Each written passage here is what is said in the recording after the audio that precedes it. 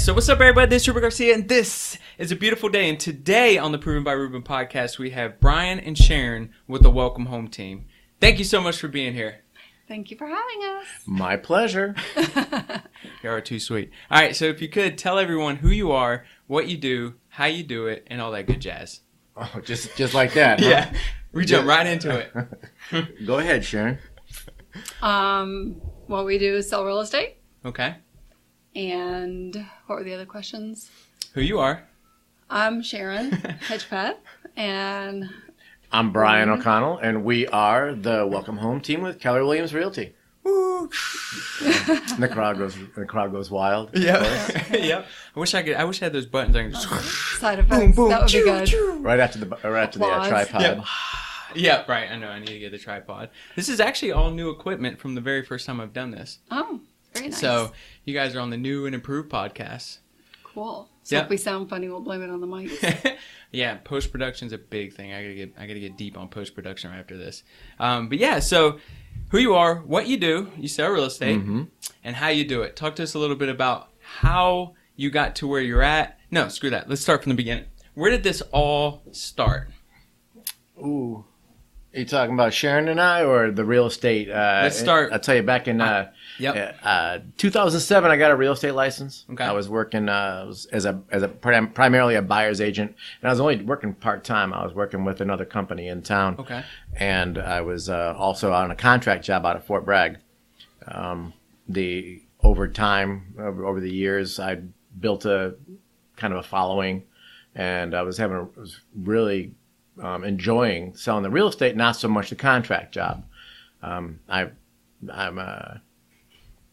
about 2010, I had about enough is enough. Yeah. And I went to real estate full time. I just took the plunge, and I think that's what really ignited the real estate career. Yeah. So not just the contracting gig not being the best thing in the world. What else attracted you to real estate from the beginning where you said, yep, this is going to be the thing? It was designed. Real estate is my niche.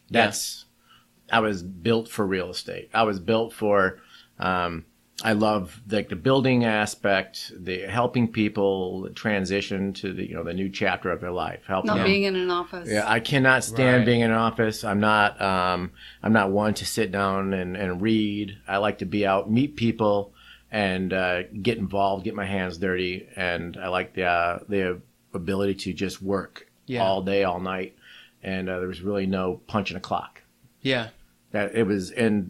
There's no college course that you have to go sit through, 4 years, bachelor degree, maybe a master's or doctorate. This really was tailored to fit me and my lifestyle. Right. And so I know that you were in real estate for a while before Sharon came on, correct? Yes. How many years was that? Oh, shoot. From 7 to 12? Yeah, till 2012. 5 years? Yeah, about 5 years. Okay, all right. I was selling right about $5 million a year. Okay. I was doing about $5 million a year. Of course, there was a big jump from when I went full time. It's funny how motivated you can be to work when you don't have that other income coming in. It's just it's like it's sales. In essence, it's a commission basis. So if you're not helping people buy and sell, you're not paying your bills, and your family's looking at you like, hey, where's the food coming from? So that really motivated me to really stay on my game. Sure. And to really work. So I was at about $5 million a year, and that was it. I couldn't go any further. With the average sales price of, so bring some context to that $5 million. Yeah, probably right around 160,000 as the average sale price. And there was I couldn't go any further. But it was all I knew. Yeah. And everything was rolling right along. Yeah. I met Sharon in 2012. 2011. Stand corrected. We got married in 2012. We got married in 12. Yes, ma'am. And Sharon was a full-time registered nurse. Over 23 years as an RN. She was working post-op and had a really good job. we had, kind of go in early and get off work and be able to be there to get her son from school, and had a really good job. But her passion had really always been real estate. Right. So when she started dating a realtor, which I think that was one of the things that motivated her, my value proposition to her and why she would want to start dating me, is she could have access to the MLS. So she always had a passion for real estate. So it didn't take long when she said, guess what? I'm going to, well, we were busy. Right. She was really trying to help me out. And one day I just said, either you're going to quit nursing and come work with me full time in real estate, or I'm going to have to hire somebody because I just can't do this, not at this level. So next thing you know, old Jed quit her job, quit nursing, got a real estate license, stopped nursing, and we started working in real estate together. How hard did that have to be for you to be an RN for 23 years? Did I get that right? 23 years? To do that for 23 years, secure job, and left for a commission gig. Like, how did that feel? What was that transition like? It was scary. I'd always contemplated it for a long, long time. Yeah. And that was what kept me from going into real estate, was knowing I had a really good job and I was a single mom, and just not knowing. But with Brian already in real estate, it kind of gave me the courage, as far as, since he was busy, I felt like at least he knew what he was doing somewhat, so it would help me. And probably for the first year, I just did I was like transaction coordinator kind of thing. He didn't like the paperwork, so I would do the paperwork. And so I learned that part of it. And we would be driving around in the car, and I would ask him questions. How do you do this, or what do you do? So, and I would just take note. I had a notebook even then, and just filled out notes and everything. Right. So, and then my job kind of gave me an ultimatum that it was either this many days a week or none at all. So, really? So that kind of pushed me. That kind of pushed me. So I said, okay, this was, that one door was closing, and so we just kind of went into it. And at the time, Brian only worked with buyers. He did not want to work with sellers. So if he had a buyer that wanted to, if he had a buyer that wanted to sell, he would just give it to somebody else in the office. Yeah. And so my thing was, just tell me what you don't want to do and I'll do it. So when I came along, I really didn't take anything off of him because he kept doing everything he was doing. Right. And then I was just taking stuff that he might have given away to somebody else. So we started off really busy. Right. And what year was this when both of you guys connected, jumped straight into real estate, and started getting it going? I was licensed and started January of 2013. Okay. And then, right about then. And you did catch that she said that I somewhat knew what I was doing. Kind of. So there was a time. Yeah. There was a time that I actually felt like I knew what I was doing until things got crazy. Well, when Sharon said, well, I'll take on the listing side, what benefited her was, how many times did you move in Fayetteville alone, or in Cumberland County between Hope Mills and Fayetteville? Probably 13 times. 13 times, and buying and selling real estate. So she had been the customer, the client, and knew exactly what she disliked in the real estate world and working with realtors. So this was her opportunity to say, you know what? I know what they don't like. Yeah. So let me go ahead and put together this strategy or this level of service that is going to surpass what she had in the past. So, and I had built 2 houses too. So even going through the whole construction process and knowing, the difference between granite and laminate, and knowing some of the difference. So I did have a heads up that way. Sure. And people would say, well, you're lucky because Brian's in real estate, so you've got all this knowledge. And you're like, whatever, I got him. Yeah, she brought a lot to the table. No doubt. She really did, and having that business sense too. So we put together, with Sharon, taking the photos and with the 35 millimeter camera, the digital camera, and she would go in and stage the home, do some light staging, and everything had to be perfect. And we started giving this level of service that people weren't necessarily used to. It wasn't. Right. It was like, hey, I will snap some photos, throw a sign on the yard, and then if you try to catch me on my cell, sellers were not really happy with that. Yeah. So we put this level of service together, right? And it took off. Well, it just to bring some context to the listeners, how much did it take off? What did your business look like in 2017? Well, what did it end with? In 2017, we sold 276 units with a total of about $43 million in production. That's taken off. From 5, and I would say when we left the previous company, we were probably at $6 million. Yeah. If we were lucky. And that's when and both of us were all day, all night, and it was just not fun. We were working at just trying to keep it together. Yeah. And when we came over to Keller Williams, and with the systems they have in place and the coaching, we started implementing some things too last year. So it's been a journey. We doubled and doubled. Yeah. Wow. So we'll go to two things. One, for you, when you were riding around and you were taking notes and you were in that world, right? And knowing that you moved 13 plus times, new builds and all that, do you find that some of the stuff that you did, some of the notes that you took are now stuck in a system within the Welcome Home team because you saw it from a different angle? So you're like, add this piece because I know for sure that sellers and buyers are looking for this because that's the world I lived in.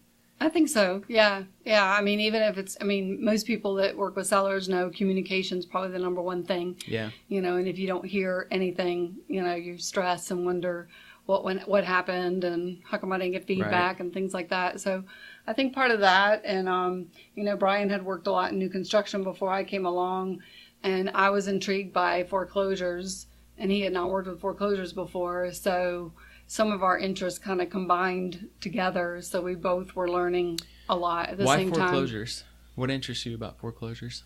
I love the notion that somebody can buy a house and then not necessarily flip it like HGTV, but to start off with equity in it as truly as an investment. Gotcha. So, if you could find a foreclosure, and especially a few years ago, and just put some paint, carpet, and appliances maybe, stick it on a Lowe's card, 18 months, no interest, and then a couple of years, 3 years, 5 years, you could sell it and make a really good profit, especially with VA loans when you're financing, on top of your loan with a funding fee. Right. That was I think it all comes from wanting to do the best thing for your client. It's right. Like, how great would that be to know that they've got this investment that, especially when we were going through issues, and we still go through issues where sellers are trying to sell their house and they're having to pay money to sell their house, and with the way the market's gradually started to come back. Right. So it's just, I think it was more about kind of like doing the right thing, right. You guys also looked at foreclosures as an opportunity to invest in your own world, correct? Correct. So how many of those, so is it buy and hold? Is it flip? What type of all of them? What type of investments are you guys looking at? Our first one, and actually I don't think any of the ones that we've bought were actually foreclosures, because a lot of people say foreclosures, but it's not just foreclosures. You just look at the opportunity as far as, if you're looking at a house and you see like price per square foot or something like that, right. It may not be necessarily foreclosure. Right. And our first one was kind of it was an accidental flip that was. It went horribly wrong. It went in the other direction. We bought it for us to live in. And Sharon has an excellent eye for design. And so we had just put all this money into the house. It was going to be our home. And then we realized that this wasn't where we needed to live. We moved across the road to what we would consider almost like our compound now, because our entire family lives over there. Yeah. And so we had this gorgeous house that we went ahead and sold, and we probably took a little bit of a loss on it. But well, that one wasn't a true investment, right? You guys were going to live there. We were going to live there. Yeah. That's why we put in stuff we wanted to live with. Yeah, we would have done it a little bit differently if it would have been an investment. Different. Yeah. Right. But the first one was actually when we did buy the house that we were currently living in, there was a little house next to it, and it almost looked like it was sitting in the yard. It was really close. Gotcha. So once we got under contract, the same people owned it, so it wasn't actually for sale. So we approached them and said, hey, we would like to buy this house also. And if we can't buy this house, we don't want to go through with this house just because it's truly like almost in the yard. Right. So you were going to be at the mercy of whoever was living there. Right. So we did. We came to an agreement, and our plan at that time was to we didn't know what we were going to do. We just knew we wanted to have control over it. And so we thought about using it for family and clients when they come in and need a place to stay for a little bit, or, maybe their house isn't ready yet, so they have a place to stay. And then it turned into, and I'm not even quite sure how it happened, but we had people that needed a place to stay, and we turned it into an Airbnb. And that's what it's doing currently. And that's what we did with our second one as well. And what we look for is we look for something in our area. We look for something in our neighborhood. We're trying to, when you look at foreclosures, when you see a buyer look at a house or a seller selling a house and there's a foreclosure as next door or 2 doors down, more than likely the people that live there weren't keeping it up that well anyway. Right. So the good thing about it selling as a foreclosure is someone's going to buy it and they're probably going to fix it up. No doubt. And it's going to improve the neighborhood. Yep. So that's another thing. We like being in our area and our neighborhood to help improve, value and the way it looks and just to make it a more community feel. And like Brian said, we've actually got my mom that lives a mile away. My daughter lives a mile away. She's getting ready to buy her second home in the same neighborhood to do the same thing as an investment. That's awesome. And how much more do you want from your 30-year-old child is to go ahead and start investing as soon as possible. And at the same time, lifting the value of the market or the neighborhood. Yes. Yeah. That's awesome. So how many homes have you done that within that community, within that neighborhood? We're on our third one now. We're working on the third one, and I'm in talks on another one. We just see if we can come up to an agreement. Yeah. We had a class from, I believe it was Bill Middleton one time came and spoke, and I remember him talking about getting one house a year or thinking about for his kids. Yep.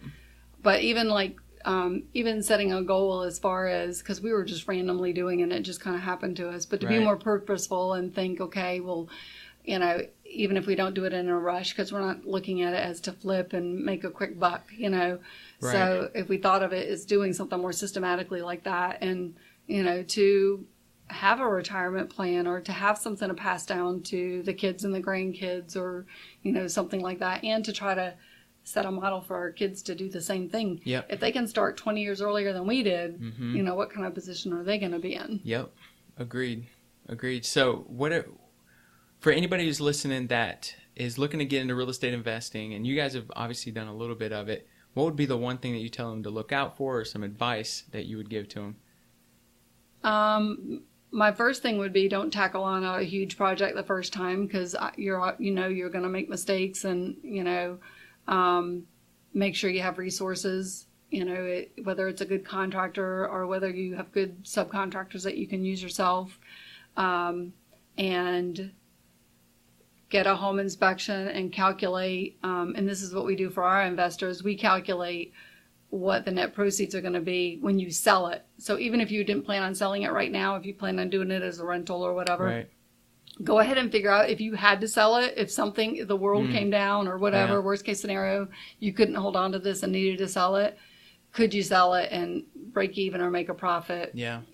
So you're not stuck with something that's a money pit. That's so important.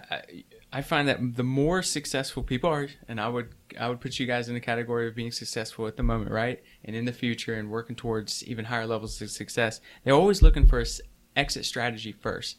Like, what could go wrong first? Let's just acknowledge it, maybe even put it into place. Not saying that we're going to stop, but at least we've acknowledged it and we start putting things into place just in case. I think that's super important. So you just said that you guys doubled your business. And then doubled your business? We doubled it. We went to like 14 million and then 30 something million. I think the first year we were with Keller Williams, we went from like 8 to 16 million. So right there, what do you think caused that? What caused it? Yeah. Leverage, systems, and models. I mean, absolutely. Instead of working underneath the umbrella of a company that's just take, to come to a place where there is a foundation to build a business off of, a platform with no ceiling. There's no overhead. It can go as big and crazy as you want it to go, as long as you're willing to work. Right. So, and there's a model to follow. You're not, reinventing the wheel. Exactly. Yeah. Exactly. So you're not stranded feeling like, what do I do now? There's models and systems, and there's a great network of people to mastermind with and things like that. Right. Right. So what were some of the struggles from going to that point to doubling it to, what'd you say, 16 million? Yeah. What were some of the struggles, some of the things that some people may need to look out for? Well, we went out a model. Ooh, got creative first. Yeah, and we started getting going sideways a little bit. Yeah. And it was a growth issue. It was just that we were growing, but we didn't have the second step in place. We had the first assistant, and then we took on a buyer's agent, I think it was, and we didn't have the second piece in place. So we stepped back, regrouped, and went back in, and we just did some better hiring, and just tried to really follow the model. And then the struggle was just how do you handle this crazy, this fast-paced business? Because it's not like there's nothing slow about it. Right. It's coming at you full speed. Yeah. And how do you tame it and make it go in the direction it's supposed to go, and provide 5-level customer service and great training for your crew? So it was scary. Yeah. And I would say needing to hire faster. When you're growing like that, it's very, very scary, especially the first person you hire. And especially if you haven't been a business owner before, to hire that first person and realize that this person depends on you. Yeah. And, you're providing for their livelihood. So I'm sure we waited way too long. And, I think Brian and I were similar in the fact when we were in real estate, we didn't have goals. We didn't have models or anything like that. We just worked hard, and both of us worked hard and worked like crazy 24/7, didn't take vacations. That was one of our big whys when we first came to Keller Williams, was to be able to take a vacation or to be able to take time off. Right. Because it just hadn't happened. And I think if we had started hiring sooner, to get those things in place in anticipation of what it's going to happen, Right. So what were some of the big nuggets, some of the cornerstones that you guys learned through the $8 to $16 million growth that you've kept in the business? You said that definitely needs to stay there. I'm so glad we learned this from 8 to 16. What are some of those big cornerstones that you're glad that brought you a ton of value that you've kept in the business? Brian should not be doing paperwork at all. Never. If you see me trying to crunch numbers or put paperwork together and be organized, you need to pull it out of my hands and give it to them. And that's really, I think that was that what she's hitting on here is key. When on our first hire, we screwed that up. Yeah. All we know how to do is work really hard, right? And give great service to our clients. Yeah, we didn't know how to delegate, to give away, to leverage tasks or a portion of the business to somebody, and understand. Look, they got this. So with our first hire, it was a struggle because we didn't know how to step out of that and let somebody else take the reins and succeed. So we kind of had a parting there. And then the second hire, they were a little more knowledgeable to help us go ahead and let go to where we could go out and focus more on business. Yeah. So one of the biggest things is like the absolute leverage. Step out. Let somebody else take the reins. So what do you say to someone who's listening to this and they hear you and they say, yep, I'm in that zone of feeling very uncomfortable. I don't want to delegate. I'm the only person that knows how to do this. What do you tell that person? Oh, I would say that just do it. Just quit your bitching. Do it. Yeah. That's us every time. I am a huge control freak. And I think I'm a perfectionist, and it's very hard for me to let things go. And even when I do let things go, it's hard for me to not go over, and you know, looking over the shoulder. check it and things like that. So I think a huge part of that is having the right people in place. When you have the right people in place, even if you have tendencies to do that, you trust them to do that, and also to let you know if they do if they need help.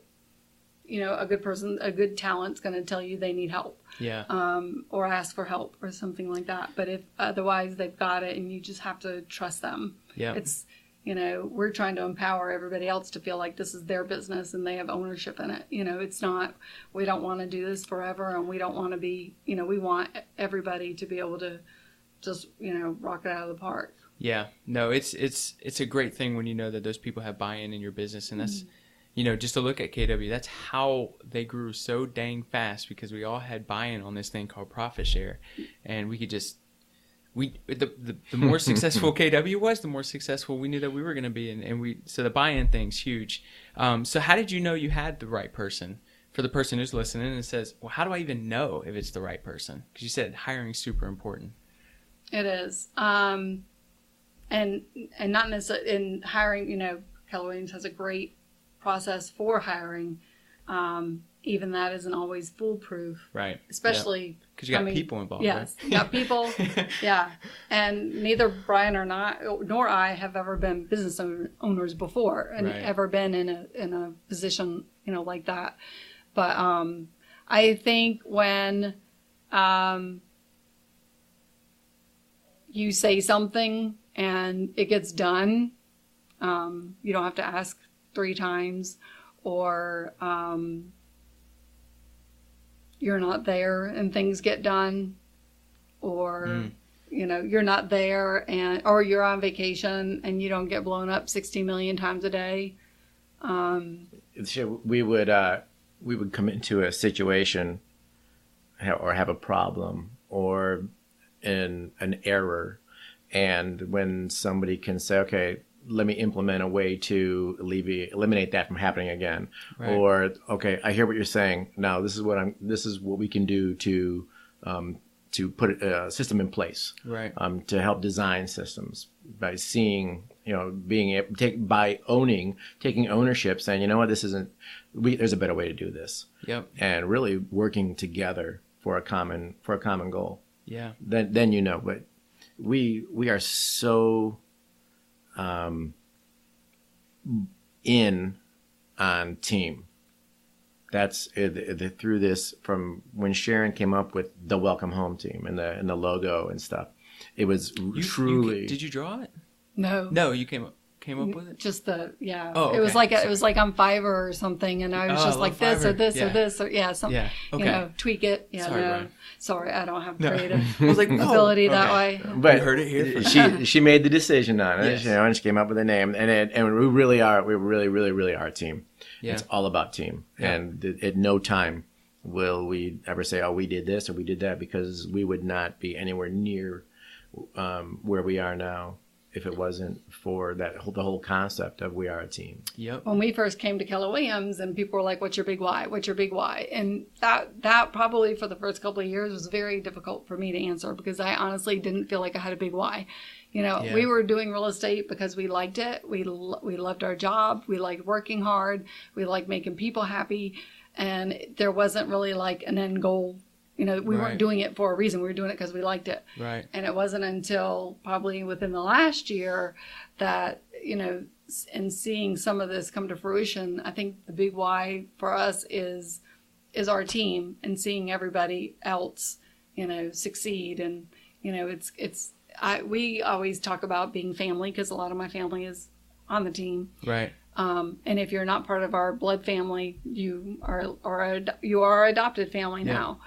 But we make jokes about, somebody on the team will say, Dad's mad, or, just say, because we compare ourselves to parents, and, and anyone as a parent knows, like, when their kids are struggling, or when they're going through something good, or they're successful, and how proud you are, and how you want, whether it's something you don't want to do, but that needs to be done, or whether it's the recognizing for what they're doing.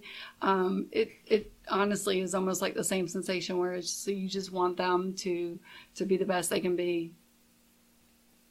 there's a lot of gratification in watching a newer agent come in with no experience to capping in a year, and it's just, it feels so good, and it's quality of life, really, even for the people that come in working at administrative, in a role of admin, to have them really enjoy their work, to see their families going on vacations they wouldn't normally go on, reaping the benefits of the team's success, and their quality of life is better because of something that was, that we developed a few years back. Yep. And we know what it's like to be the agent that can't take a vacation because you have to work. So for our agents to be actually able to take, 4 weeks off a year and still, close over 30 deals a year, that's huge to us, because we want them to have that balance that we didn't have. We know what it's like to not have the balance. Right. And, we don't want them to get burned out. We want them to enjoy their family, and they're able to do that, and be productive at the same time. So would you say that your big why is kind of morphed into watching the people on your team succeed and fund the things that they desire in life? Definitely. Absolutely, without a doubt. It's interesting, right? Because you don't necessarily know that that's your big why until you step into it. Right. Yeah. So we didn't have a big why, other than maybe to take some time off. That was like our big why. Yeah. I wanted to get my golf game and shoot in the 80s, and still not there, not even close. But it's okay. You're getting there. It's going to happen. Yeah. So what do you tell the people who join the team, and they kind of look at you and they say, "I don't know what my big why is either"? Do you just say grind for a while and eventually it shows up? That's what happened to us? Or what do you tell them? We kind of peel it back, because I think it's we end up getting an answer for everybody, because that's kind of the thing we focus on, like with our coaching too. So whether it's a trip to Disney World, or whether it's to go shopping, or whether it's whatever it is, and I think one of my biggest hurdles too at the beginning was your big why doesn't have to be this big world peace decision. It can be something for this year. It can be something for this month. It doesn't have to be, it can evolve. It can be something different. So, I think focusing on that and what they can do now, it could be something as simple as just, being able to not stress about bills every month, and to see some agents that are struggling and wondering if real estate is even for them. And, the happiest thing that we say is like, what, if you do what we tell you to do, like if you do what we tell you to do, you'll be successful. Well, you'll be successful. I promise you. No, you'll cut within 6 months. Just do what we say, and, be here, be present. Yeah. And we tell people on our team that, yes, real estate's flexible. Yes, you don't have to be in office, but it's a career. It is a job. Yeah. And especially when you get into real estate, you need to look at it as a job, because you're not established and you don't have the knowledge, Yep. So you have to put in the time to begin with. Yeah. I had someone come in one time, and a brand new agent, and they said that they're not going to touch any deal that's under $60,000. And I was like, yeah, we're not going to be a good fit. He's like, why? I just don't want to waste my time with that. I was like, you can't afford not to waste your time with anything right now. You have to focus on everything that comes your way. And I think you're getting a little confused with just that one deal. You understand, like, it's who they know too, right? Like, they have a circle of influence in just their... Absolutely. Yep. And let me tell you a story about that too. Yeah. We have a listing agent who is new and was calling for sale by owners. Yeah. And called her for sale by owner. That was probably less than $60,000. Yep. She called. So she said yes, she wanted to set up a listing appointment with her, and she did. And when she went, she had 13 other properties that needed to be listed. We're still listing and selling her properties today. And none of them sit on the market. None of them sit. They're we price them right. The owner is really happy, and they're selling under 30 days. She's a great cheerleader for us. They're good friends, and and we do give that. And even when Brian and I, we had a deal that was probably $20,000 or something, and it was almost pro bono. Yeah, it was. I think we paid to sell the house, but it was they didn't speak English. The 14-year-old son was translating for them, and you could just see their appreciation and happiness. And those are some of the ones that really stick out to you, for more than just what a commission makes. Exactly. You know? I think I gave them a refrigerator that I had in like storage or something just to help them out. Yeah. And that means the world to them, and they will never ever forget you and who you were and your name and everything. They won't. You live in their life forever. Well, those are the things that teach you something too. You know, you're there to help them, but those are the things where you get something out of it too, because you're like, wow, you know, here I was complaining yesterday about, you know, one of my shoes breaking or something, and these people are, you know, are going to make a home, and you know, they're happy and appreciative, and and you have to learn. You have to learn how to write offers, learn how to negotiate, learn the systems, and what better way than to something on maybe an entry level, somebody that other agents would not give them the opportunity to purchase a home because they had too much going on or wasn't a good fit. But you stepped in, helped their family buy a house. What you've learned with the knowledge of you know, how to write an offer and negotiate, you know, repairs and go to closing and this is stuff that if you make a mistake, it'll probably not be as frowned upon with somebody that just appreciates you working with them than somebody that's buying a $250,000 house and you screw something up, and then you're really going to be flustered. And it could not turn out as good. So would it be fair to say that most of the time, $60,000, for example, $60,000 deals and less, you learn a lot more in those deals than you do. Those are the hardest deals ever. Like they are the hardest, and it's a struggle. If something can go wrong, it will. Absolutely. Yeah. Absolutely. These are not brand new homes for $60,000. No, you're gonna learn a ton. So, and I this has nothing to do with real estate, but I think it's interesting, right? That sometimes we need to be reminded on just how well we have it. And sometimes things like that need to happen in our life where we like you said, it teaches us something. We look back and we're like, man, we were just complaining about something so small. Why do you think, this has nothing to do with real estate, why do you think that us as humans end up defaulting back to that? Like, we constantly have to be reminded. Because we're human. Absolutely, yeah. Because we're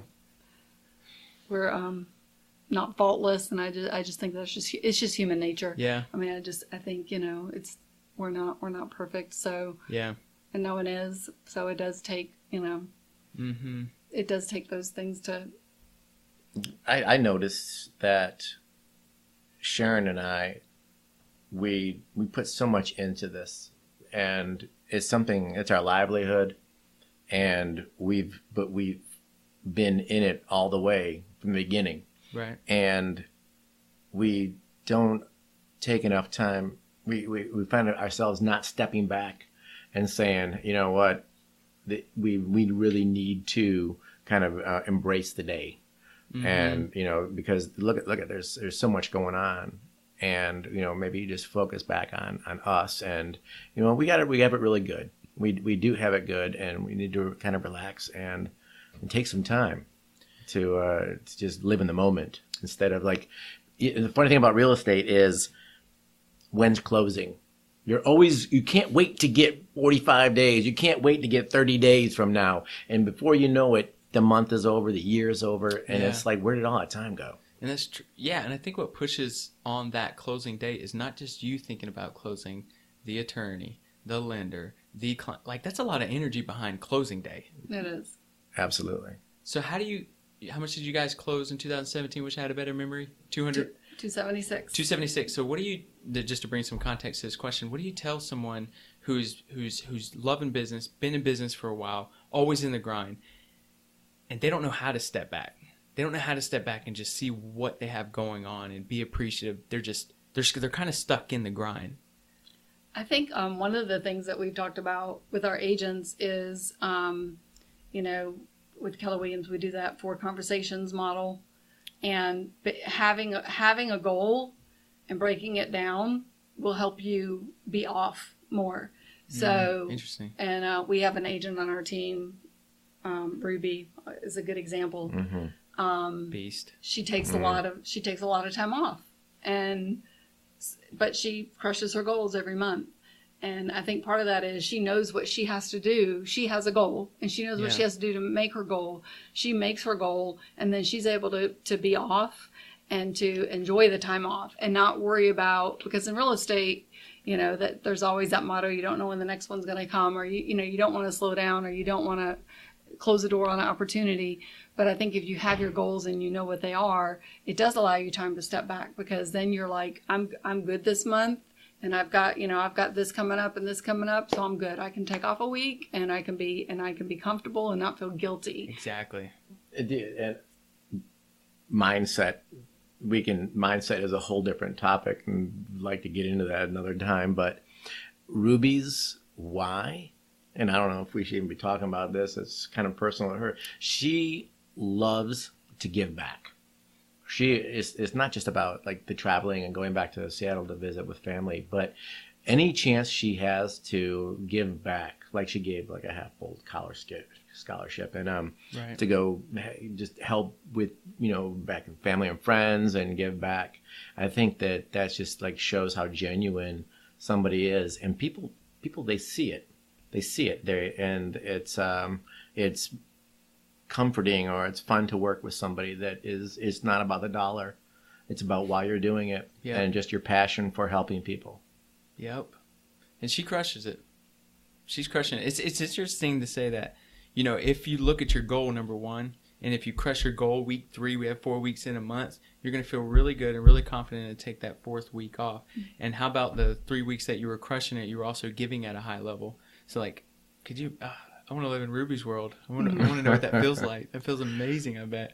And even the listing agents, they're more like job oriented, where with the lead generation and what they're doing, and because they're so systematic and so organized and planning and being here,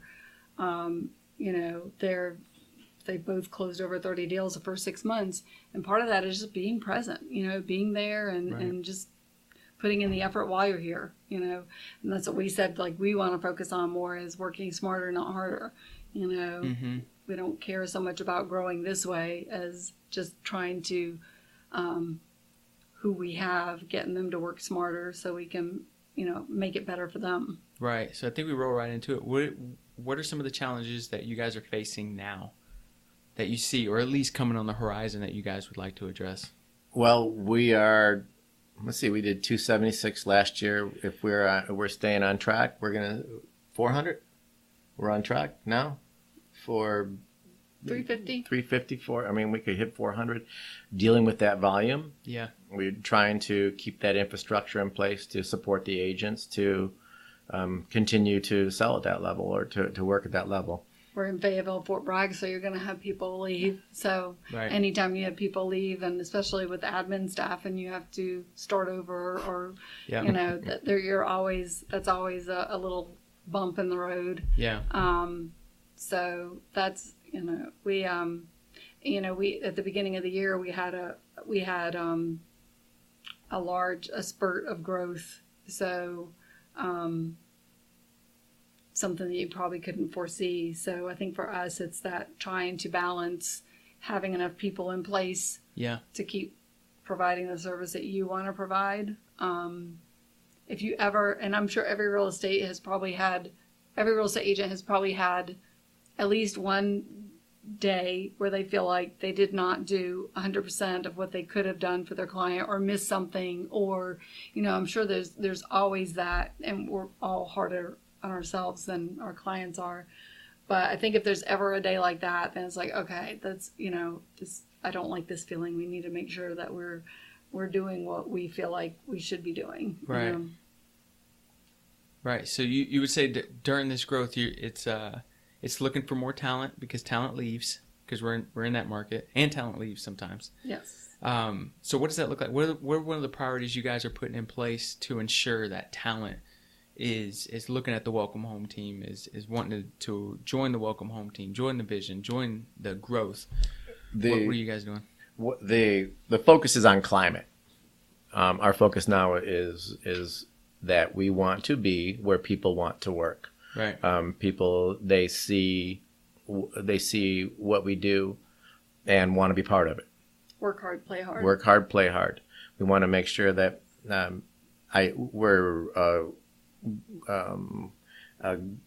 playground for growth and ideas. And if you have an idea or want to start something or go somewhere, come on, let's talk. Yep. Let's talk, because if we have the right like-minded people in place, there's just really no telling where it could go, and everybody's enjoying what they're doing. Look, if anybody said that real estate wasn't stressful, they'd be crazy.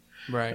There's so many variables that you can't control with lenders and appraisers and home inspectors, and you have the buyer's agents and the listing agents, and there's just so many fingers in this pie and so many different personalities and different timelines.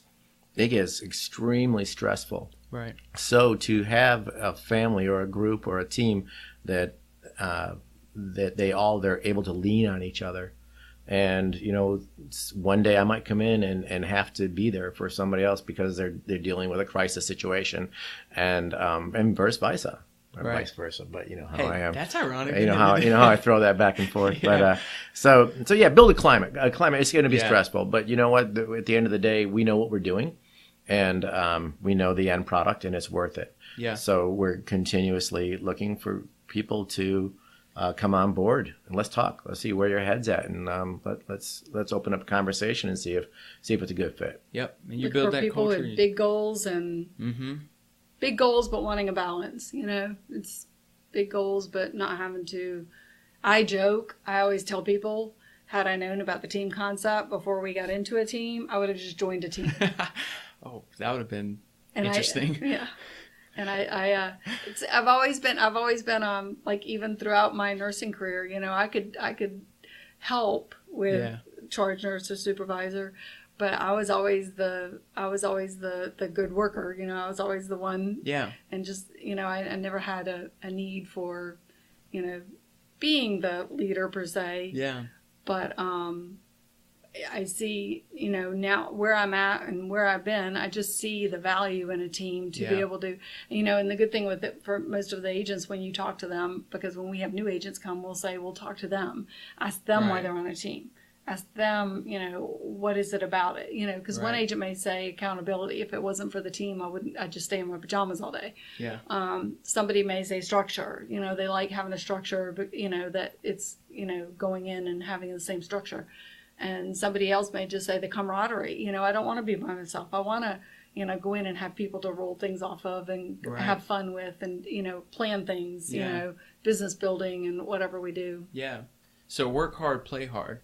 And one thing I've seen a few people struggle at is they don't necessarily I don't know if they take off time, even when leverage is in place for them to do so. What do you tell the agent who is just on your team and just hustling day and night? That's all they do. And do you guys kind of sit back and say that you need to take some time off? Or they're like, do you have that conversation with people who just want to live and breathe, hustle, hustle, hustle? We do. We try to, whenever they're going on vacation, the way our team's set up is that if somebody needs to see a house or an offer needs to be written, we've got that team there to support them so they don't have to try to juggle it from 3,000 miles away. And everybody's pretty good about that. Is it a requirement? So if they say, no, I'll be good. I want to work. No. It's funny. In Japan, it's mandatory that you go on vacation. They even budget your vacation for you. They'll hold back the money because it's required that you take a vacation. Right. And it's kind of, that's the same way with our team. It's like, look, you need to put in place, your time off, and because we're here to support you while you're gone, but you've absolutely got to block that time. You need to set it and say and know when it's going to happen. We scold them, if they start getting into it. Oh, we got it, because we get it. You don't. But need this done? Well, we got it. Someone can take care of it.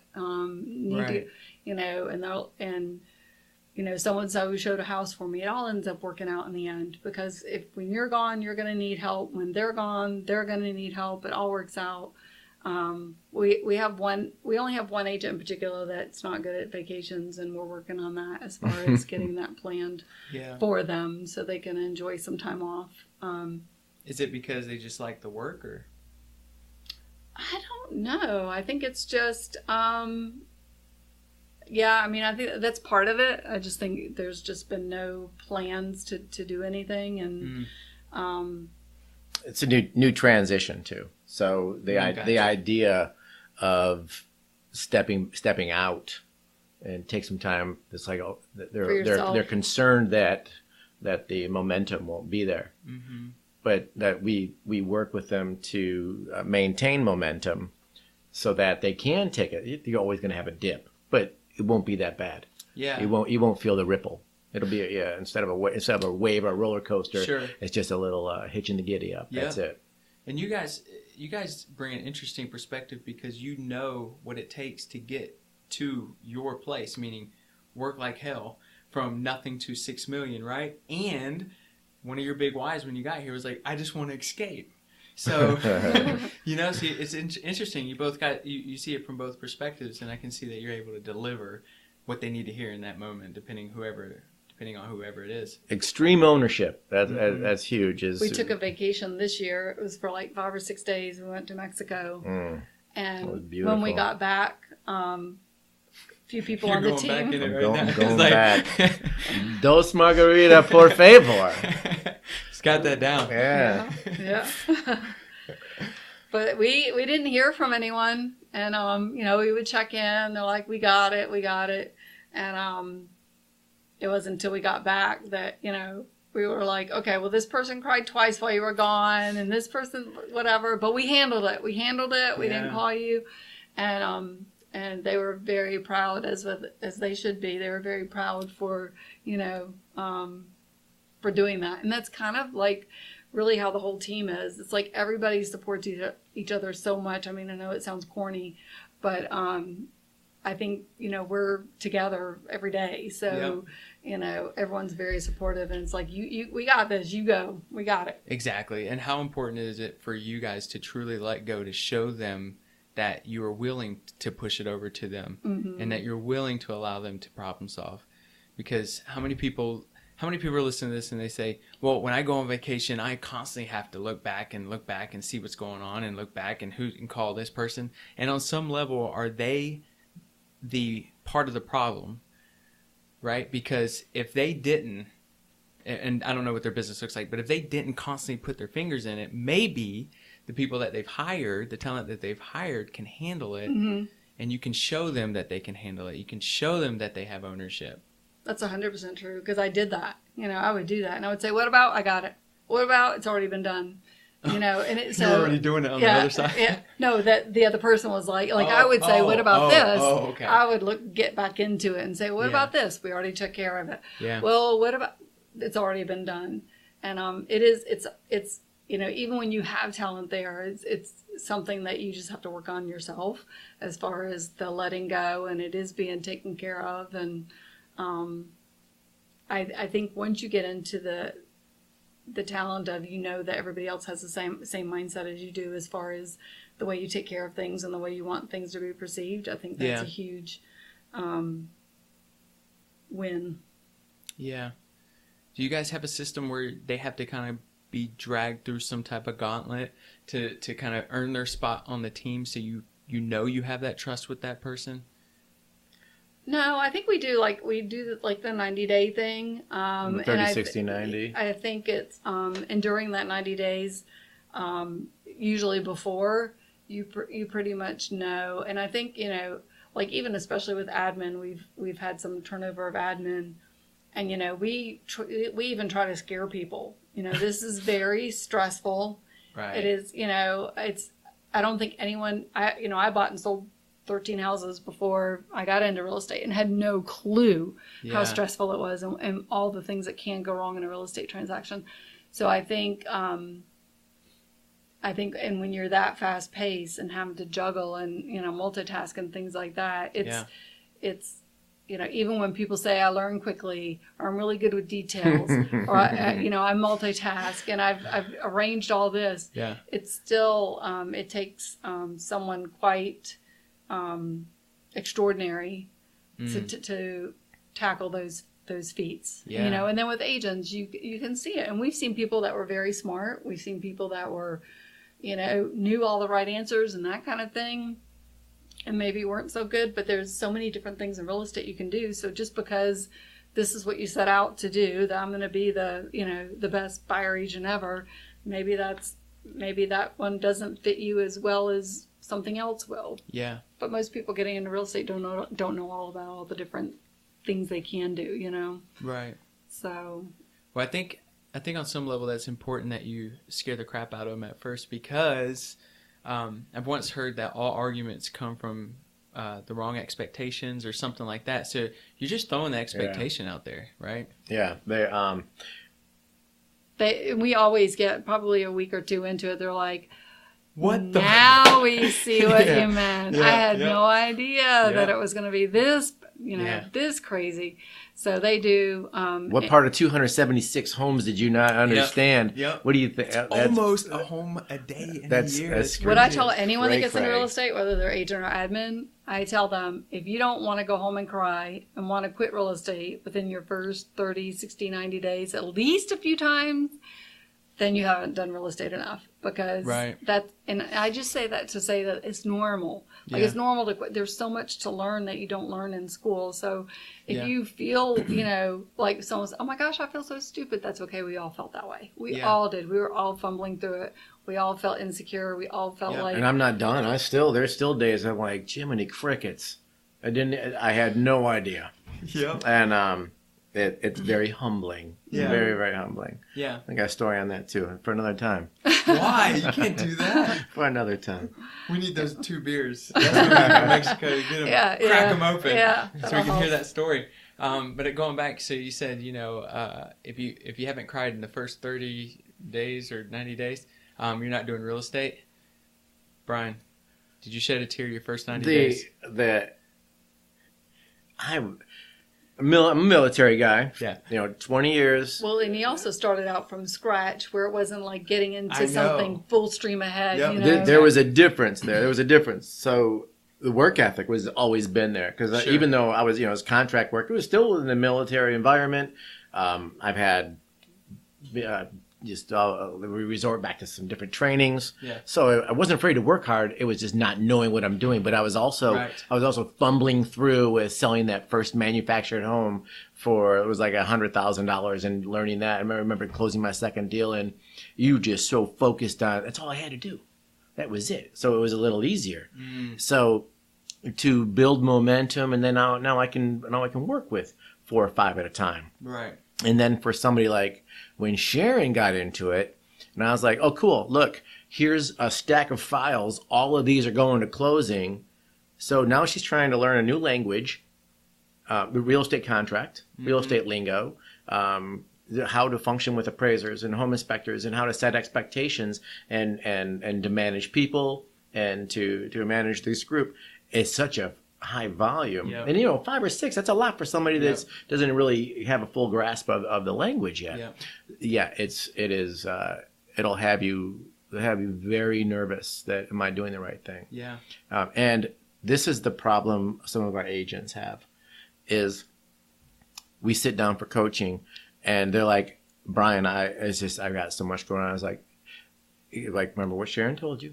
You're going to feel like you're lost in the sauce. And this is why. Right now, you've got 3, 4, 5 transactions going, and you're working with this many buyers, and you haven't had that much time in the business. Go ask the people that you went to real estate school with how many people they're working with. They're like, well, they're not. They're still learning. I was like, exactly. This is the thing is your average real estate agent's going to have 1 or 2, and they're going to be able to put all their focus into these 1 or 2.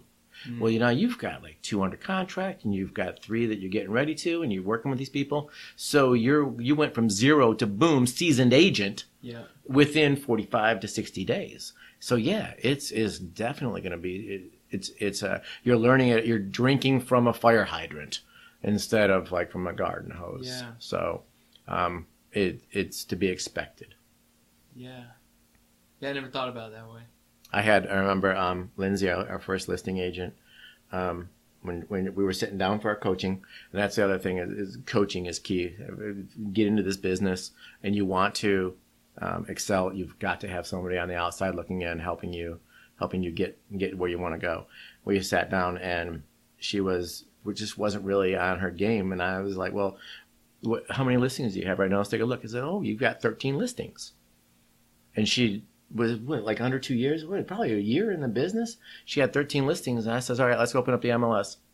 Go find what you would consider a seasoned veteran agent and see what they've got. So we pulled a couple up and it was like, 5, 6, whatever. I was like, that's a seasoned agent. And 1 year, you've got 13 listings. So that was kind of like an aha moment. It was like, you know what? Yeah, I guess this really does make sense. And I understand why. And that was kind of her number 2, because that's when she started getting offers on homes, is when her inventory was right around that 13. So she likes to run between 13 and 20 now to just keep that turnover. Yeah, that's interesting. I mean, it kind of goes back to when you said you're still learning things, right? You said you're always still learning things. And I'm still learning. Like, I'm going to pull that out for the next agent or someone who feels overwhelmed and how long they've been in the business and how much they're doing. So I've never decided to put both that perspective together of, all right, now go find that rock star. Let's see what they look like on the MLS. Now look what you're doing. Yeah. I mean, could you imagine? I mean, how do you feel? Like, I bet she walked away feeling pretty dang good too. Absolutely. Yeah. That was, you really saw Pep. Like I said, she wasn't really on her game, but when we were done, she had just that bounce in her step. It was like, you know what? I got this. I've got this. And it's the confidence really rolled into mindset. And she is just, she is an amazing listing agent. She's got that mindset. She's just loves helping people. Yeah. What do you guys have coming up next? What are you guys thinking about next for the Welcome Home team? We've got, we are so focused right now on getting our infrastructure, our getting that up and running. We took 2 steps forward and we got knocked back down a step. So we need to focus. We're focused right now on getting just reinforcing the infrastructure. Sure. So we can all step back and look into the future and to where whatever we want to be sustainable. We want to be sustainable. We want something that's going to continue to grow and is always going to be there to provide quality of life for the entire team, administrative, agents. We always want, it's one thing to be like, yes, we look at this big crazy monster that we've built and then it just crashes. Mm-hmm. We just want to make sure that what we're doing is going to for the long haul. Right. So once we can get this infrastructure straight, get our solid platform for the agents to grow, then we can kind of step back and say, what do we take on next? Do we get into REOs or take a new construction division? One of the things that Sharon and one of our team we are very, very strict on is nobody does more than one thing. If you're going to be a listing agent, that's all you do. But I have a friend that wants to buy a house. Sorry. You're not a buyer's agent. You will not be able to help them. Right. And if you can't see the concept, if you can't buy into it, then we're not a good fit. Right. So in order for us to take on another department or another portion of real estate, we would have to have a dedicated member for that. If we were to go into new construction, it's going to be they're going to have their own department. It's going to have a sales agent, you're going to have a marketing team, and an administrative assistant. Mm-hmm. If we could do commercial, it'd be the same thing. Somebody that's already an expert. Raise their hands for that next division, whatever that looks like. Every year we do our team building and our business planning, and we get the whiteboard or the paper up, and we break down the org chart. The org chart, and people come in and put their names where they want to be. So that's their chance. Do you have one bubble and many names in one bubble sometimes? We do. Sometimes we look at each other. We're like, did you see where they put their name? Who'd have thought? We just step back and we're like, oh, you'd have never thought that they would actually want to do that. Yeah. Are they crazy? But hey, let's get them there. Is one of the whole CEO or one of the bubble CEO? Run the team, run the business. Director of operations, kind of. Yeah. Past that. Yeah. Past that. CEO. Yeah. I think in all of that, it needs a lot of education on our part, just because every step we do is new for us. And, you know, when we even first started the team with our first buyer agent, we were like, look, you're like the first kid. It's practice. You know, we don't know what we're doing. We might change the rules as we go along because we have no idea what we're doing. So you're just going to have to wing it with us. And, you know, they laughed, said, okay. We were lucky, too, because they were a good winger. Mm-hmm. But I think ultimately it's good to see those different positions, but I think trying to find the best equation for the team, the right amount of people, the right amount of talent, not necessarily bigger, just what's going to be a good number to where everybody can have a good quality of life and be where they want to be. So, you know, if this person wants to be here, then we make room to have them here, and then have someone, you know, in their place. So to where it really doesn't limit anyone on the team, but I think with the culture you guys are building, I think organically it's going to grow big. Because the more talent you bring on, the more business is going to be done, the more talent you're going to attract. I think we've seen that more in the past year. And I think another thing too for the agents is the value with the admin staff behind them. You know, when you have that support for knowing that, you know, this part of it's taken care of, and you can go on and, you know, produce and do what you do, and let them do what they do. I think that's huge too. So I think as that gets stronger and stronger, that's a huge help. You know, we've got more help for listing agents, trying to get more baseline support for them so they can go on more appointments and, you know, go on more listings. Yeah. I want to see the org chart. I'm telling you, the CEO is going to be up there this year. I mean, how do you guys move to the next level if you guys are going to continue to be coach CEOs, right? You got to allow someone to see that vision. And then I wonder how many names are going to be in that circle. Yeah, you know, and I think too for us, as far as with our team that's grown, everything that we've done has been more out of necessity than like we didn't start off saying we want a team, and we didn't start off saying we want a team of this many people, and we've never said that. We've just done it because, hey, we need help, or hey, we need someone here, or we need someone here. So and it's probably all been a little bit too slow. So too slow. You guys are too slow hiring. Too slow hiring. Too slow. Got it. Because I think because even with you know, I remember when with our first buyer agent, I was having trouble seeing the value proposition in a team and a buyer agent.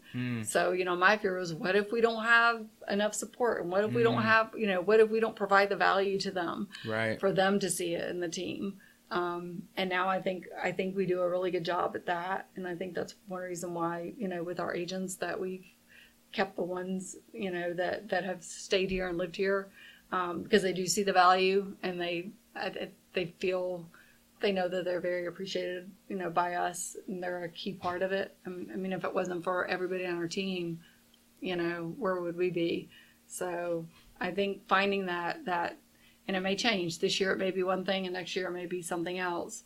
But we haven't done a lot of, you know, let's expand and do this and do this. It's more like, what does our family need? You know, our nucleus here. And if this person wants to grow and do this, okay, then how does that look? Let's make that happen. Right. And so we have done some job changes within the team to try to set people on the path for doing something else than what they're doing now. Yeah. I mean, and as you guys focus on deep instead of wide, you're building a strong foundation for when someone does raise their hand and say, you know, I wonder what it would look like if I became the CEO. There'd be a stronger foundation for that. I'm ready to make that move into retirement. You know, really. But I'm ready to spend a lot more time with Sharon in the mountains, at the beach, traveling. That's why we live in such a cool little place, right? I mean, we can touch mountains, and we can touch the beach, and we can touch big city, and we can touch small town. Love me some Fayetteville. And I'm a retired Navy guy, so we travel. Navy travels, boy. I tell you, we're all over the place. I've been to so many different countries and parts of the world, and I've seen a lot. And when this little town of Fayetteville here, I had the opportunity to leave, and I said, no, I'm staying.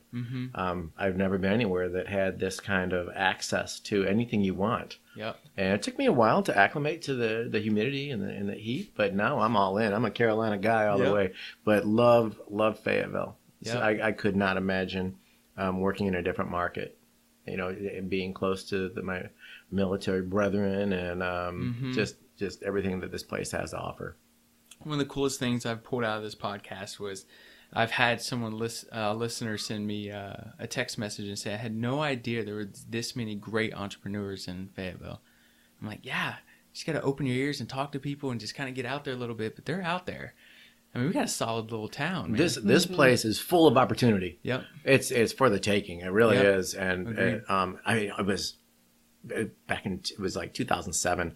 I was reading in the paper that somebody wanted to come in and invest billions into Fayetteville and to growing the downtown, and they were shunned. And the good old boys were like, we don't need that. We don't need that in our little town of Fayetteville. And I was appalled. I was like, they're talking about growing. And it was like a mindset shift in our city, in our communities. Like, let's grow. Let's go. Let's see where we can go. Let's open up opportunity to these people. Come in and start businesses and see where we can go. And look where it's gone. And I'm so excited to watch our town and where it's going to go. It's just going to help everybody. Yep. And it's not just, you know, I guess the mindset is if we grow big, it's going to be like this big city thing. I've seen more like down home, good old small businesses being grown or being started now than I feel like I've ever seen before, and they're holding on to that old tradition. Come down, let's sit, let's talk. It's not that big city thing that I think a lot of people, maybe the mindset is thinking that it's going to be just this hustle bustle big city thing, and if it grows to that size, great. But I think a lot of people are holding on to that good hometown feeling. And I think we have a strong presence in that as well. I agree. I think Fayetteville would always be like that because I know for me, like I came here from military. And when you think about the population that we have that is military, when people come here, they usually don't have family here. You know, you're moving here. So your family ends up becoming your friends. Right. And everybody, I think it's a lot. I think that's what that community feel with Fayetteville is about, is because, you know, if you do have your family and that's your nucleus, right, you don't get to meet as many people and depend on people. But when you're here and you're, you know, single or young family or, you know, kids and things like that, and you have husbands deploying and fiancés and wives, and you have to depend on your neighbor and you have to depend on your friends. And I think because of the military alone, I think we're always going to have that neighborly feeling, you know, because I guarantee this is one of those towns where people have friends that are closer than family in a lot of cases. Oh, yeah. I agree. How many, this is the first place I've heard of Friendsgiving. Like Thanksgiving? Yeah. But they got their friends over? Yeah. Because it's just, that is their family. Yeah. I never thought about it that way. That's true. All right, I'm going to pepper some questions at you guys real quick. Cool? Cool. Do it. Sharon, answer them all. All right, this goes back and forth to both of you. What do you believe separates excellent from average? Mindset. Great. Period. Motivation. Mindset and motivation. You guys got to write a book, and the title has to be Mindset and Motivation. I guarantee it'll sell. All right. Nope, you guys answered that. What have you gotten better to saying no to?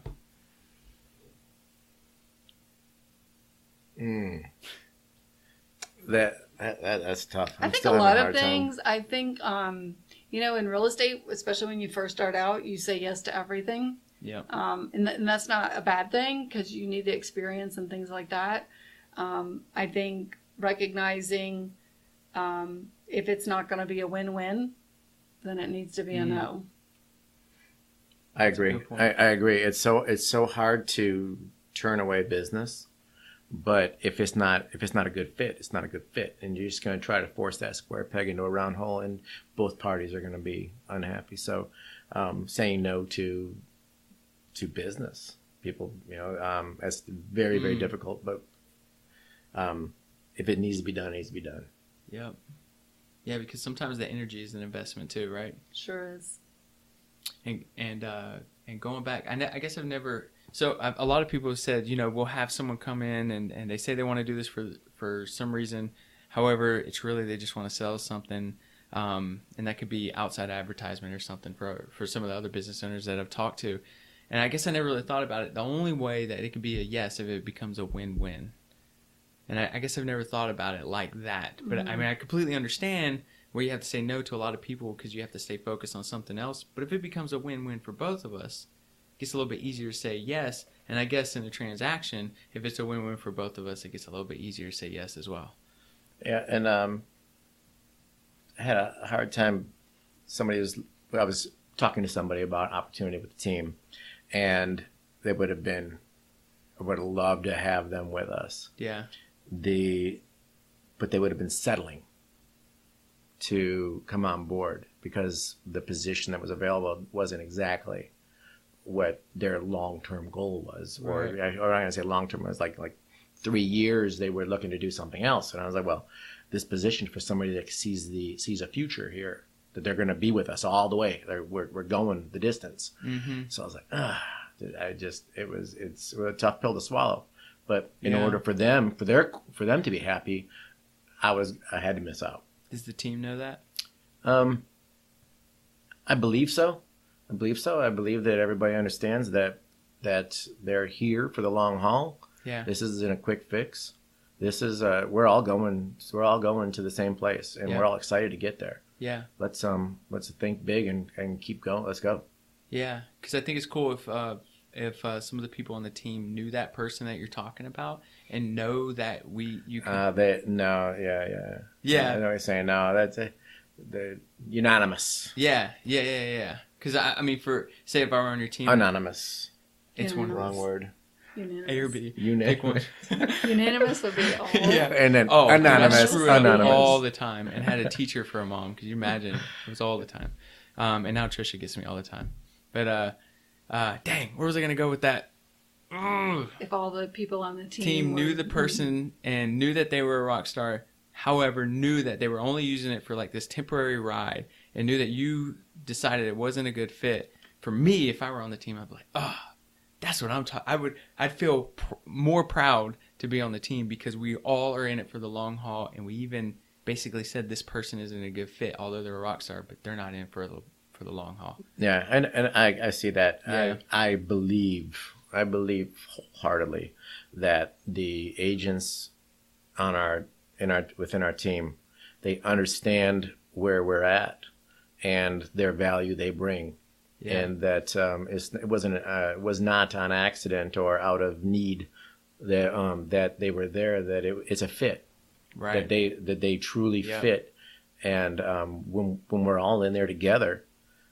We click. I mean, everybody has their day. Like I said, sure. It's sometimes we're this disgruntled family. Yeah. But I believe that everybody understands that they're there because they belong there.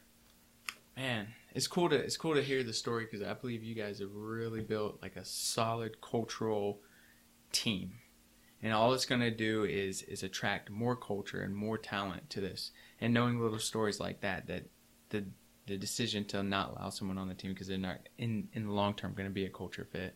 It's going to be cool to see you guys in the next 5 years. Can you imagine? Let's get through the week. Yeah. Well, we need a CEO bubble for the next 5 years. That's for sure. All right. Let's see. I feel like I know your answer. What profession other than your own would be fun to attempt? Coaching? Oh, really? Okay, cool. Good. Coaching?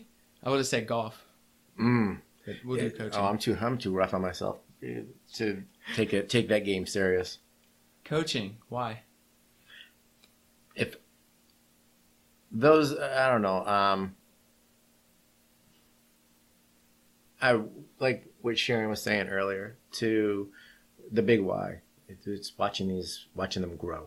Just watching somebody cap first year in the business cap. And it's like, do you even understand what that means? Yeah. That is cray-cray. Yeah. You just don't even get it. Yeah. Go tell somebody else who sold that many houses that you were in real estate school. They'd be like, what? Yep. Yeah. So, watching people grow, I think that would just be a lot of fun. I just have a commitment issue. But yeah, I think that would be awesome with just being able to help, touch so many people and be able to help them, go to the next level or set goals and obtain their goals and smash them. I think you're already doing that. Well, we do. Sharon helps me a lot with the number side, and we do weekly coaching with the agents. Yeah. It's sometimes it's not amazing when you have to break it down and be like, well, the reason you're not hitting your goal is because you're not doing what needs to be done, and telling them having the difficult conversation with them. It's not always fun. Yeah. But on the other side, when they listen and they're hitting their goals and they're achieving things they didn't think they were capable of, it's just so rewarding. Yeah. So coaching within the team, or even coaching outside the team, like where it's your sole gig, people call you and say, "Hey, what does this look like?"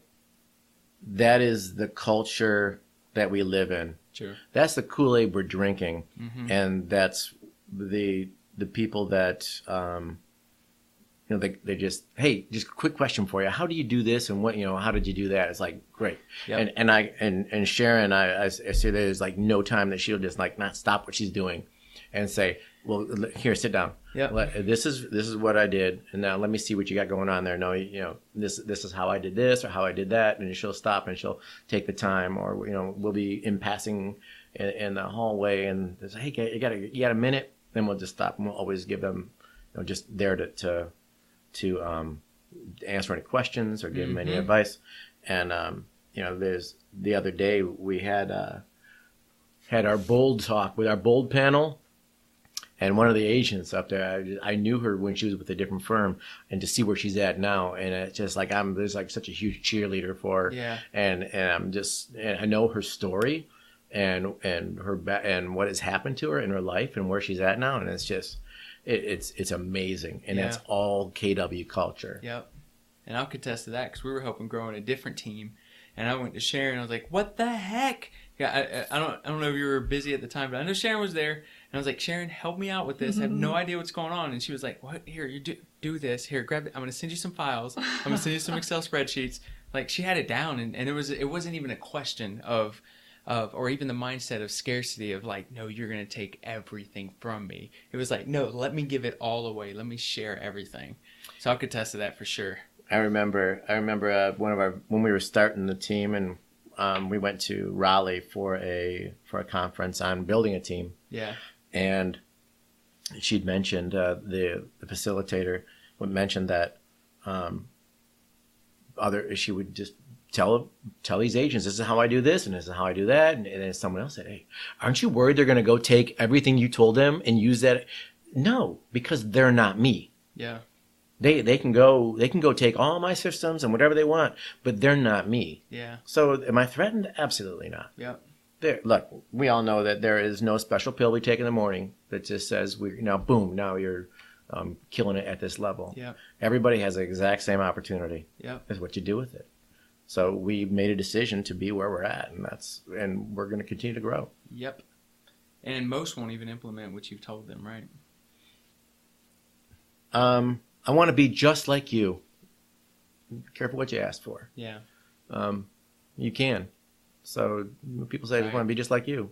Okay, be in the office at 8:45. Oh no, I don't get out of yoga pants until 10:30. Yep. So it's what you put into it. Yep.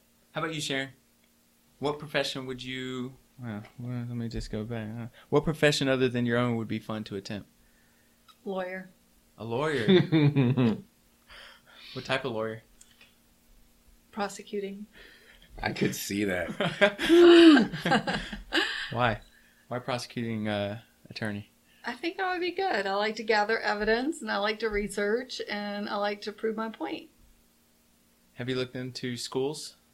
No, I don't want to do it No? that bad. Okay. All right. I don't want to do it that bad. Yeah. But I just think it would be interesting. That or even our nurse anesthetist. I think that would be just, I would have, had I known about it when I was younger, I might have gone on to school to do something like that. But yeah, it's always been intriguing to me with the law and knowing the law and that kind of thing. But so. Yeah. Do you see, since we're kind of tied into it, being on the real estate commission at all? I don't know. I've thought of that before. And, even like with the nursing background, there's a huge legal aspect of nursing too, with charting and the way, so when I came into real estate, even, seeing a blank makes me break it up into hives, or a bunch of lines through something. So that comes from my nursing background. But yeah, I've always been interested in that, and even like the rules and stuff, I'm always the one to go, why do we have that rule? That doesn't make any sense. Or, to question things. So that would be very interesting for me to do. Do you have any lawyer clients, like real estate clients?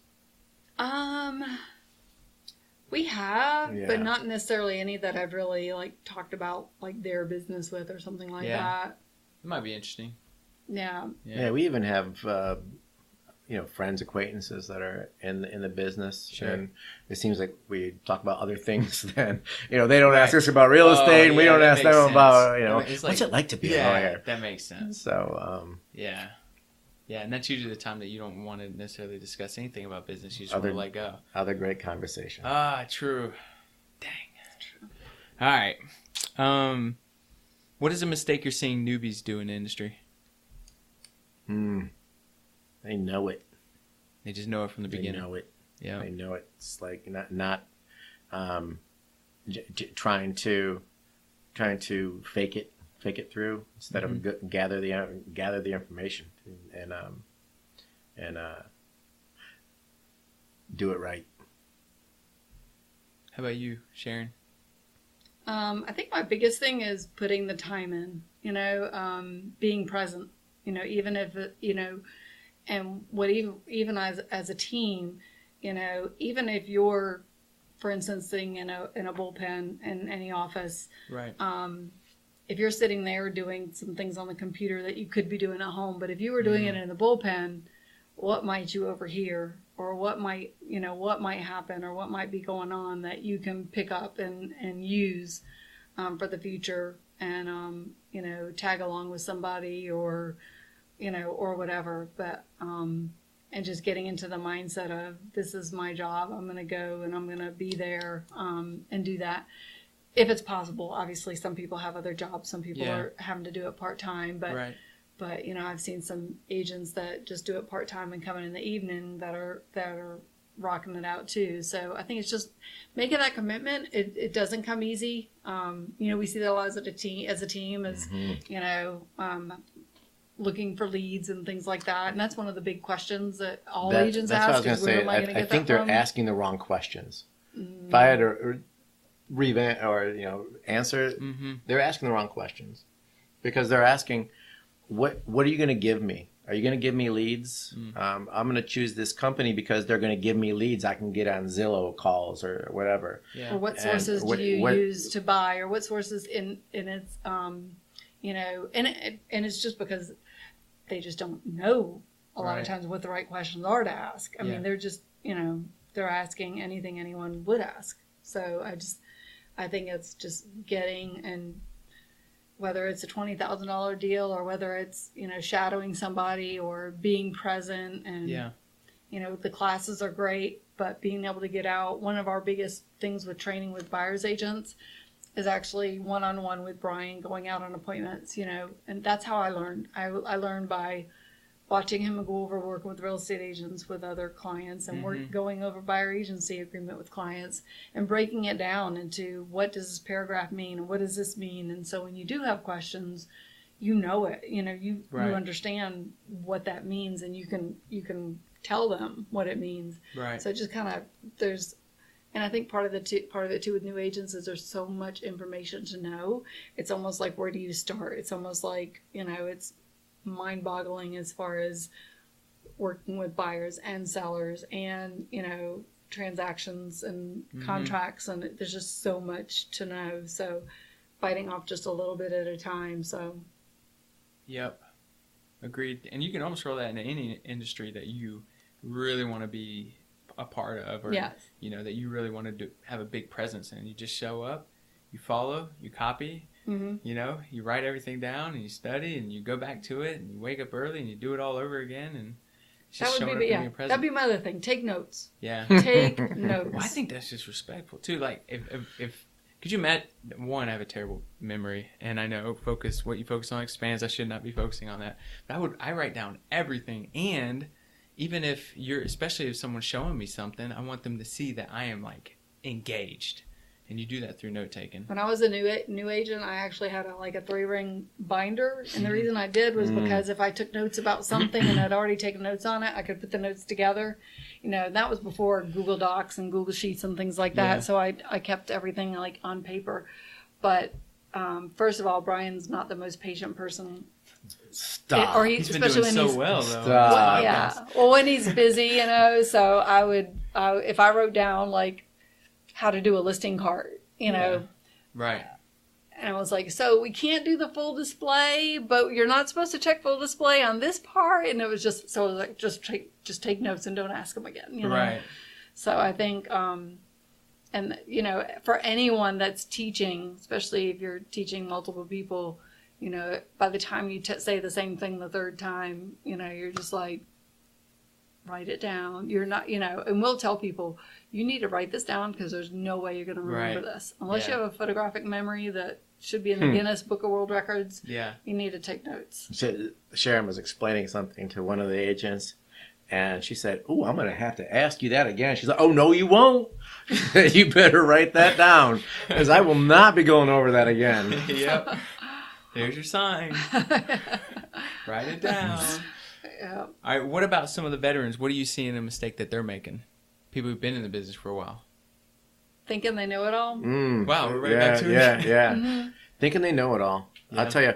And I don't mean to say they, because we see things where we make mistakes. One of our biggest things each week is looking at failing forward and things that we've done wrong or things that we should now implement. We've got so many different policy changes and checklists because of all the things that we've done wrong or didn't do good enough. So I think it's, not necessarily even thinking they know everything. It's just knowing that it's always going to be evolving and always a learning experience. And I think, even with the leadership possibilities and training and learning new stuff and just being open to always learning. The agent I am now to where I was 5 years ago, I like me a whole lot better now than when I look back at the arrogant, pompous knucklehead that I used to be. The setting the record in the office and thinking I know it all and I got this whooped and look at me and look, I'm a great agent and I'm selling it. I'm outselling these guys and whatever else. To now, when you crash and burn because your business is growing and you realize you don't know everything and you really got a lot to learn, and especially the business side, which I'm fortunate Sharon is, she's a lot better with learning the business and reaching out to mastermind with people to find better ways to grow. So crashing and burning is so humbling when you really think you know something, and guess what, buddy, you don't know nothing because you're selling real estate at a level that you're not ready to do, and it's humbling. So really, I don't even look at stature or where you're at in the market. It's because I have so much to learn, and I'm showing that every single day. So they just in some aspect they feel as if they know it all because they're used to the old school of real estate and not really looking forward to it evolving. And it's evolving. It is. Our market is amazing. What's the biggest difference you've seen? So if you did rewind 5 years ago to now, what's the biggest evolution that you've seen in real estate? Our inventory. The inventory is for the actual market. It's great. It's great. We're sliding out of such a strong buyer's market. Agreed. To where, look, one thing that coming from a military background is I don't handle entitled, and people that feel like they're entitled to. Yeah. Well, you owe me this, you owe me that. Nobody owes you anything. Yeah. It's like we're in a real estate transaction here. We're just trying to make sure that it's win-win, that both parties are being treated fairly. Yeah. And for people to say, well, if you don't do this, this, and this, I'm walking. I was like, are you kidding me? Yeah. It was. At what point did you wake up this morning and feel like somebody owed you something? Yeah. We're all adults here, and we're making this huge financial commitment. Let's go into it with our eyes open and know that we have to bear some responsibility in this. So back, years ago, you could roll like that. You'd be like, my buyer said if you don't tighten up those outlets, they're going to walk. Yeah. And the seller's like, dang, yeah. All right, let me go tighten those up because I don't know when my next deal's going to come. That's right. To now, it's like, look, we'll take care of this, this, and this, and the negotiations are better because, we're not going to drop the price on that, and we're going to pay all your closing costs. And we're able to give a voice to the sellers now, and it's so nice that because I love that our buyers are getting a great value. They're buying a house at market value, and that the market is growing, and they're going to be able to sell it down the road. They're making an investment now. Right. They're not buying a house that is going to stagnant market that's just going to sit there. They're getting into a great opportunity to build on their future. So, but it's balanced now. It's win-win now. It's not. It's not. It's benefiting sellers and buyers both now. Yeah, agreed. And there is a lot of learning for a lot of agents that have been in this town for a long time that don't work with a lot of sellers. That they've got a lot of learning to do. Yeah, and it's kind of cool because you start seeing the pros start to lift up, right? Because now negotiations are a little bit more heated than they've ever been. I mean, like you said, a buyer's agent could just walk in and like, closing costs, home warranty, this price, thank you. And then basically they got it. That was negotiations, and now it goes. You see multiple offers now, and so you start to see the pros start to kind of really poke their head up out of the rest of this crowd of agents we have. I had a guy call me today, and he's like, "Hey, I'm just trying to find out what happened to that offer that I sent over the weekend." I was like, "Did you call to make sure the house was still available before you sent it?" He's like, "No, it just came on the market Thursday." I was like, "Okay, it already has 2 offers on it. It's under contract." Yeah. And like, huh? You're missing the bus. And really, are you helping out your client? Because if your client really wanted that house, they didn't get an opportunity because you're like, tomorrow. Surely it just hit the market. It probably got 3-4 days before. Agreed. All right, purchases of less than $100 that have most improved your life. Brian, we'll start with you.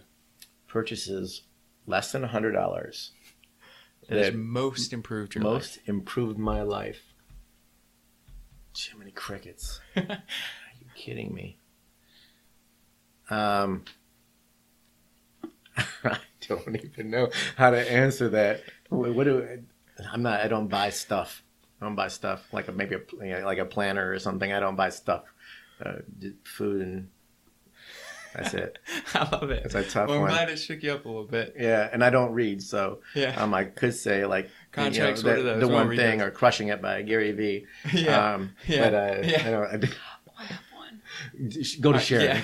Sharon, you're next. I have 2 actually.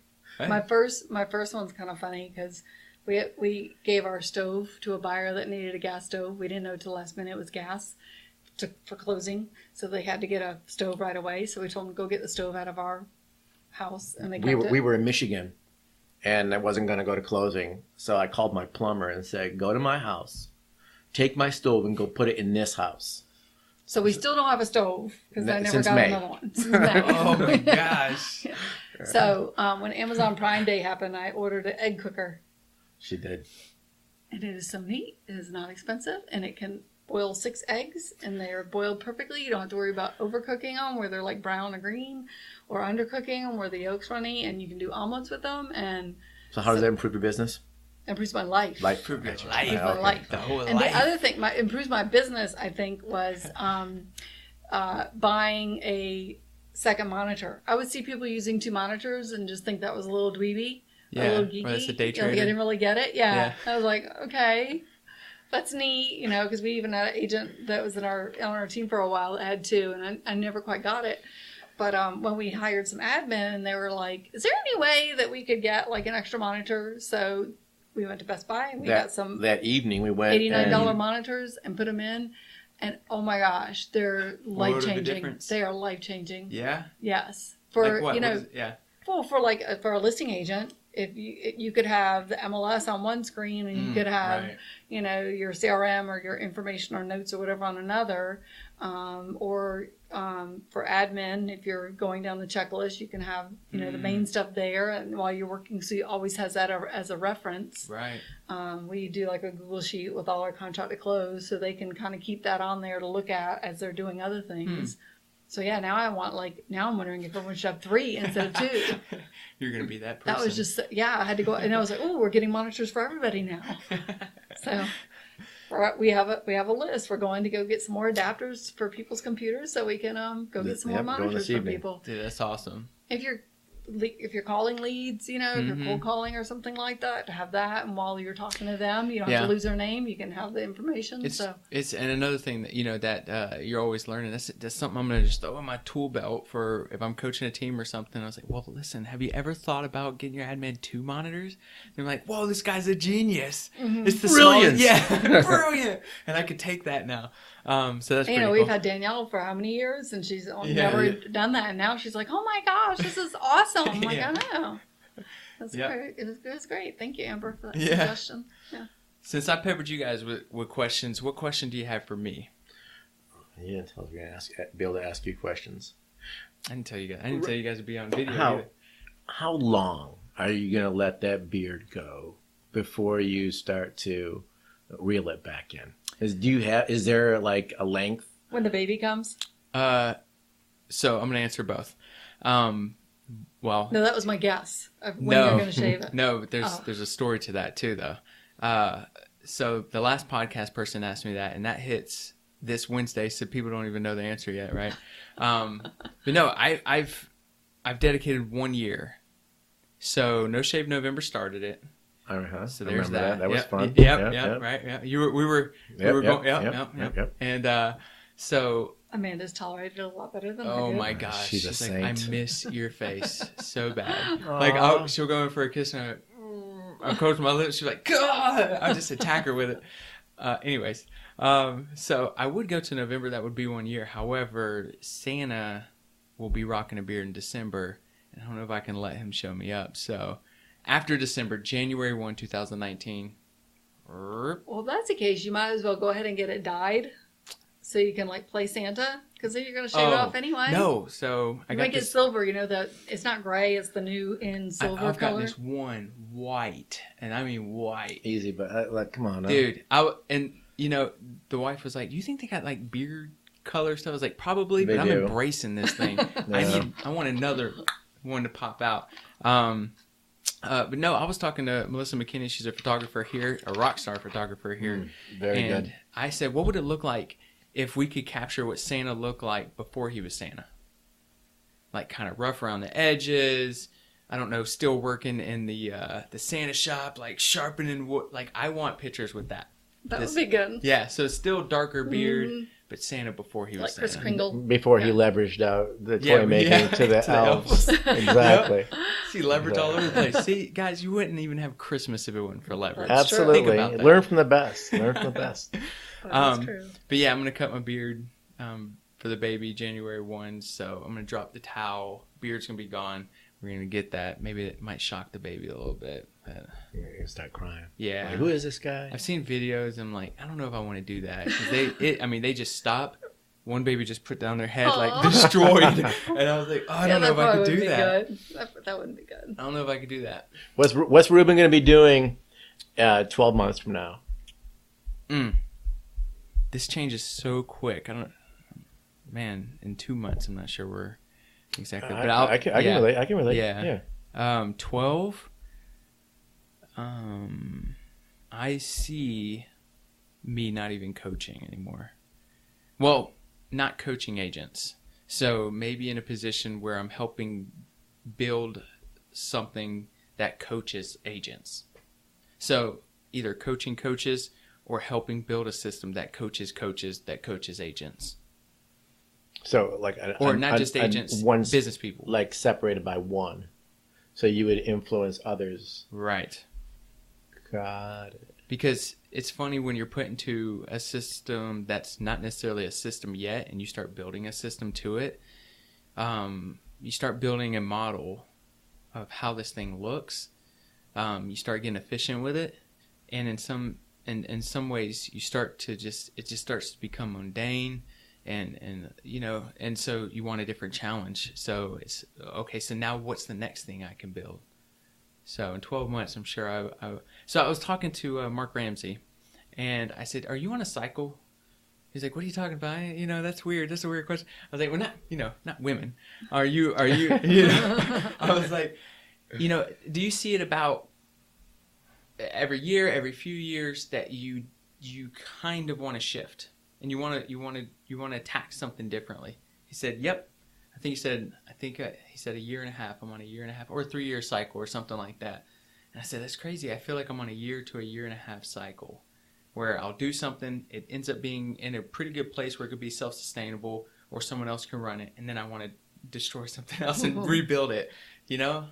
So that's very entrepreneur of you, and, you know, loving to, you know, evolve and to create. Mm-hmm. And that those creative juices. I am that guy that likes the same old. I like to be comfortable. You know, I don't like a lot of change.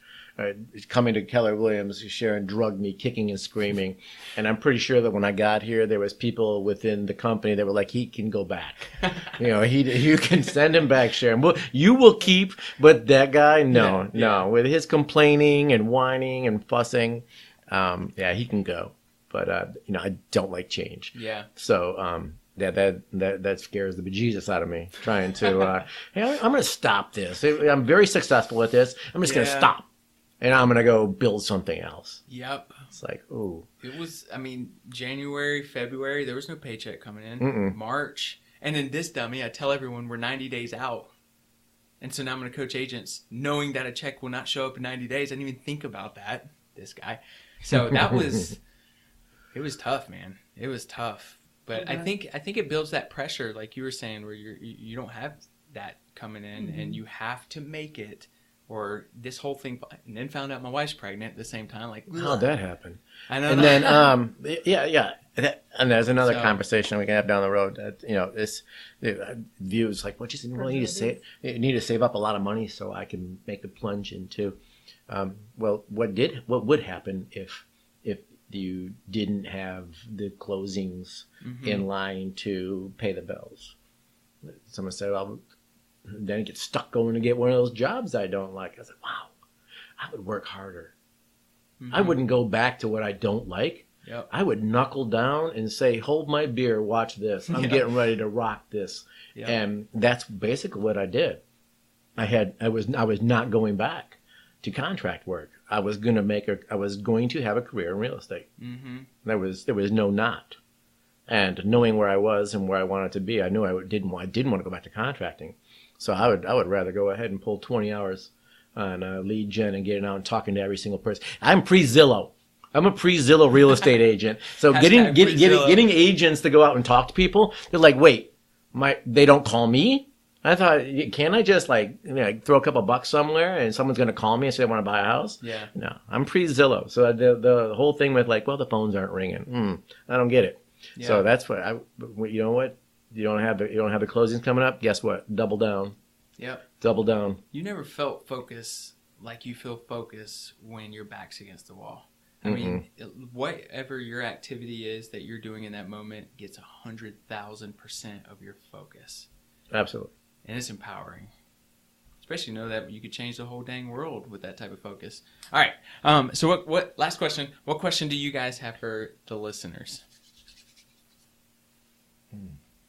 What question do we have for the listeners? Mm-hmm.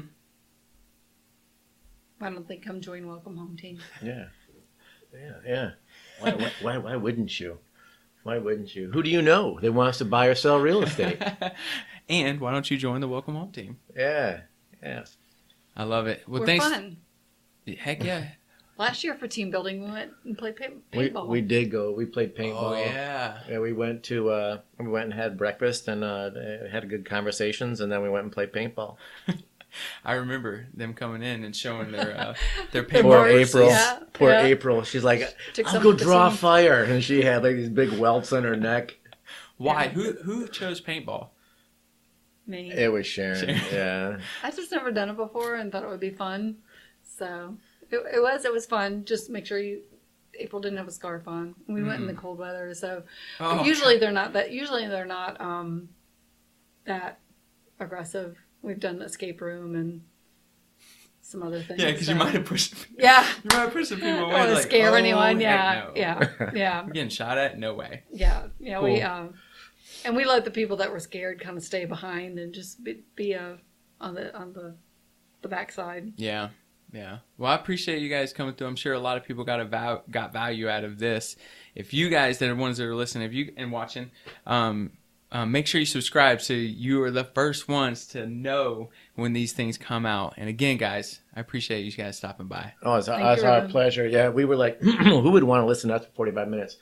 We're going on like almost 2 hours, and hopefully people still listen. Yeah. And we are, anybody listening, we are available. If anybody wants to just give us a call. Right, so where do they reach out to you at? Just give us a call, 910-495-5752. That's my personal number if you want to throw some ideas at me or consider growing a team or just want a little more insight on how did you double and where did you fail so I don't have to. We welcome the opportunity to mastermind, sit down over a cup of coffee and see where we could help somebody grow their business. It's important to surround yourself with people like that. Thanks. Absolutely. I appreciate it, y'all. Thank you, Ruben. You got it.